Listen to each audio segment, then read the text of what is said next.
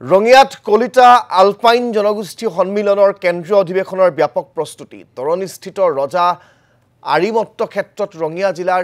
আতিথ্যত অনুষ্ঠিত হ'ব এই কেন্দ্ৰীয় অধিৱেশন 21 মাৰ্চৰ পৰা 3 দিনীয়া বৰ্ণাঢ্য কাৰ্যসূচীৰে ব্যাপক আয়োজন কৰা হৈছে ষষ্ঠদশ দ্বিবাৰ্ষিক অধিৱেশন উপলক্ষে পাৰভঙা উৎসাহেৰে ৰভা তোৰণ নিৰ্মাণকে ধৰি যাৱতীয় প্ৰস্তুতি সম্পূৰ্ণ কৰি তুলিছে ৰাজ্যৰ ভিন্ন প্ৰান্তৰ পৰা লক্ষাধিক স্বগোষ্ঠীয় লোকৰ সমাবেশ ঘটিব বুলি আশা প্ৰকাশ কৰিছে আয়োজক সমিতিয়ে অধিৱেশন উপলক্ষে মুকলি সভাত অংশগ্ৰহণ কৰিব মুখ্যমন্ত্ৰী ডক্টৰ হিমন্ত বিশ্ব শৰ্মা অৱসৰপ্ৰাপ্ত লেফটেনেণ্ট জেনেৰেল ৰাণা প্ৰতাপ কলিতা সাংসদ ভুৱনেশ্বৰ কলিতা সহ কেইবাগৰাকীও মন্ত্ৰী বিধায়কে নিখাৰ ভাগলৈ অনুষ্ঠিত হ'ব 12 ৰহণীয়া সাংস্কৃতিক সন্ধিয়া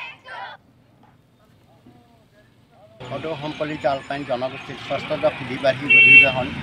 ৰঙিয়া জিলাৰ আতিথ্যত তৰণী হৰি মন্দিৰ প্ৰাংগণত আমি 3 দিনীয়া বৰ্ণাঢ্য কাৰ্যসূচীৰে এই অনুষ্ঠানটো কৰিবলৈ আগবাঢ়িছোঁ ইতিমধ্যে আমি ৰঙিয়া জিলাই এতিয়ালৈ প্ৰায় 15খনমান আঞ্চলিক গঠন কৰিলোঁ প্ৰায় 40খনমান সজাগতা সভা পাতিলোঁ ইয়াৰ জৰিয়তে আমাৰ গোটেই ৰঙিয়া অঞ্চল গোটেই আমাৰ কলিতাৰ লগতে বিভিন্ন উপজাতি জাতিৰ ছবি জাগৃত হৈছে যে ৰঙিয়াৰ সন্মানৰ কথা আহি পৰিছে যি নহওক আমি আশা কৰিছোঁ এই অধিৱেশনত 1 পৰা 1.5 লাখ 3 দিনৰ ভিতৰত আমি মানুহ উপস্থিত হ'ব বুলি ভাবিছোঁ তাৰ উপৰি আমাৰ